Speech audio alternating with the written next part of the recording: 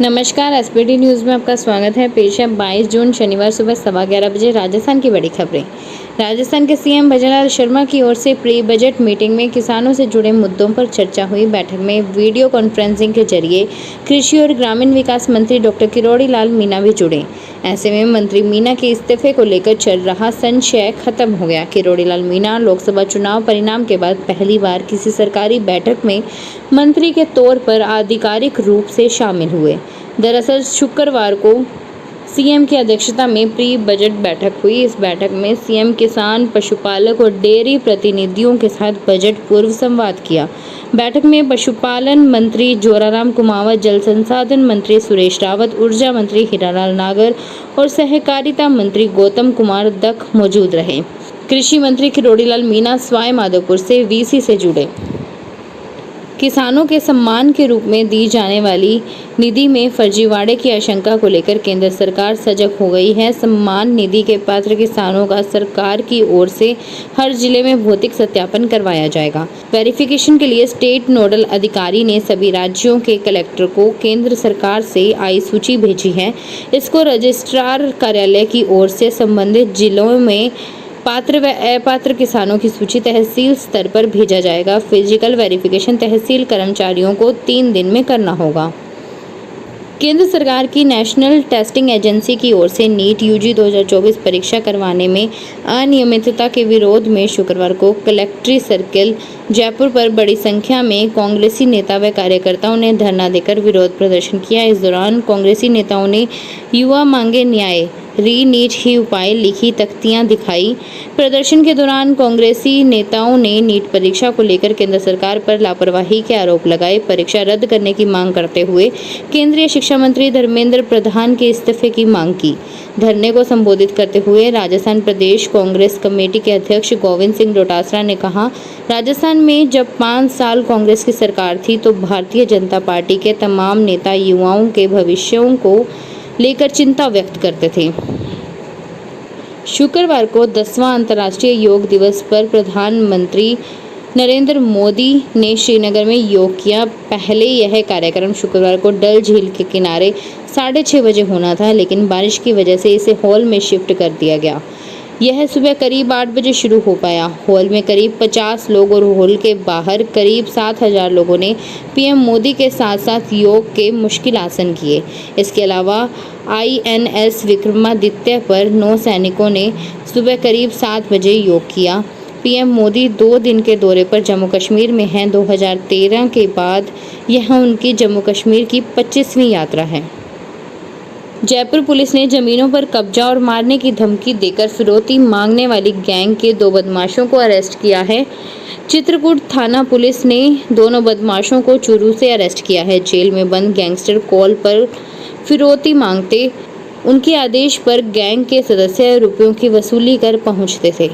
इस गैंग के एक सक्रिय बदमाश के साउथ अफ्रीका में होने का पता चला है। गिरफ्तार दोनों आरोपियों से पुलिस टीम पूछताछ कर रही है। Police commissioner Biju George Joseph ने बताया, जमीनों पर कब्जा और फिरौती मांगने वाली गैंग के बदमाश याकूब सब्जी फिरोश पुत्र अमीन और शहीद खान पुत्र महबूब खान को अरेस्ट किया गया है। चित्रकूट थाना पुलिस और DST ने संयुक्त कार्रवाई कर दोनों बदमाशों को चूरू में दबिश देकर पकड़ा है।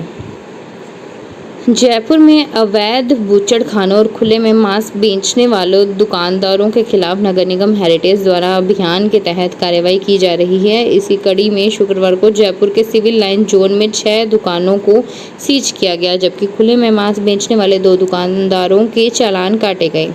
नगर निगम हेरिटेज की पशु चिकित्सा अधिकारी डॉक्टर नेहा गौड़ ने बताया कि सिविल लाइन जोन के हसनपुरा इलाके में खुले में मांस बेचने के साथ ही अवैध बूचड़खानों के संचालन की शिकायत मिल रही थी। इसके बाद आज निगम की टीम ने औचक निरीक्षण किया, जहां 6 दुकानदारों द्वारा अवैध बूचड़खाने संचालित किए जा रहे थे। नीट परीक्षा को लेकर देश भर में विरोध बढ़ता जा रहा है। शुक्रवार को जयपुर में नीट परीक्षा में धांधली का आरोप लगाते हुए एनएसयूआई ने राजस्थान यूनिवर्सिटी से शहीद स्मारक तक मशाल जुलूस निकाल विरोध जताया। एनएसयूआई कार्यकर्ताओं ने कहा कि अगर मोदी सरकार ने नीट का पेपर रद्द कर फिर से परीक्षा का आयोजन नहीं किया तो एनएसयूआई देश भर में मोदी सरकार के खिलाफ बड़ा आंदोलन करेगी। एनएसयूआई के प्रदेश अध्यक्ष विनोद जाखड़ ने कहा कि नीट परीक्षा में बड़ी धांधली हुई है। मोदी सरकार ने देश के युवाओं के भविष्य के साथ खिलवाड़ किया है। राजस्थान विधानसभा अध्यक्ष वासुदेव देवनानी ने योगासन को भारत की प्राचीन विधि बताते हुए कहा कि योग भारत द्वारा दुनिया को दिया गया उपहार है। देवनानी ने अंतर्राष्ट्रीय योग दिवस पर विधानसभा में योग अभ्यास किया और यह बात कही। सुबह 6 बजे विधानसभा में हार्टफुलनेस संस्था के योग प्रशिक्षकों द्वारा योगासन कराए गए। राजस्थान विश्वविद्यालय का 33वां दीक्षांत समारोह राजस्थान इंटरनेशनल सेंटर में आयोजित हुआ। इस अवसर पर राज्यपाल एवं कुलाधिपति कलराज मिश्र ने विश्वविद्यालय में अध्ययन करने वाले 1,66,139 विद्यार्थियों को उपाधियां प्रदान की। विभिन्न संकायों के 467 विद्यार्थियों को पीएचडी की उपाधि व विभिन्न परीक्षाओं में सर्वोच्च अंक प्राप्त करने वाले 126 विद्यार्थियों को स्वर्ण पदक प्रदान किए। उन्होंने 102 स्वर्ण पदक छात्राओं को और 24 स्वर्ण पदक छात्रों को प्रदान किए। वहीं समारोह में वरुण जैन को master in performing arts in vocal music में सर्वोच्च अंक हासिल कर प्रथम आने पर स्वर्ण पदक व उपाधि देकर सम्मानित किया। भरतपुर जंक्शन पर गाड़ियों का संगम भले ही यात्रियों को सुकून दे रहा हो, लेकिन इस ए श्रेणी के जंक्शन पर लोगों को अपनी प्यास बुझाने के लिए हर रोज करीब 20,000 रुपये खर्च करने पड़ रहे हैं।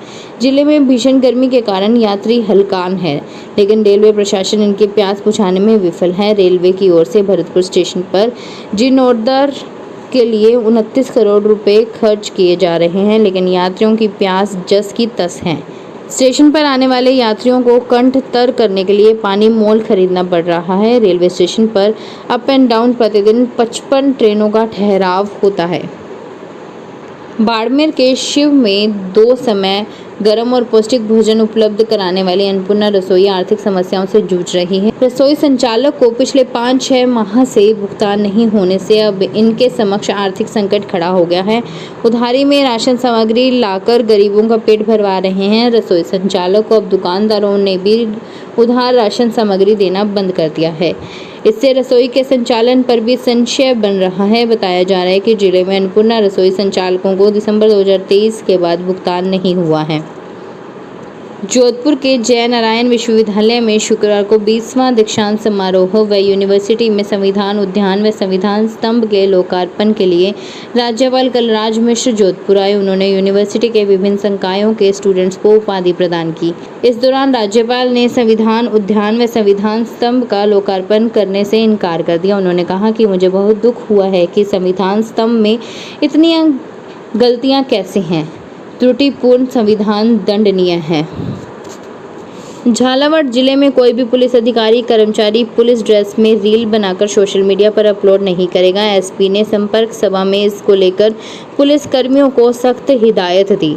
जयपुर मुख्यालय के आदेश पर रिजर्व लाइन पुलिस में संपर्क सभा का आयोजन किया।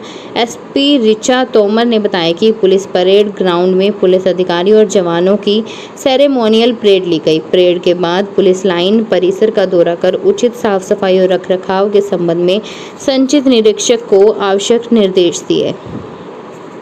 रीट शिक्षक भर्ती 2022 में डमी कैंडिडेट बिठाकर परीक्षा पास करने का बांसवाड़ा में ताज़ा मामला सामने आया है। इसमें पुलिस ने अब तक 10 लोगों को डिटेन कर लिया है।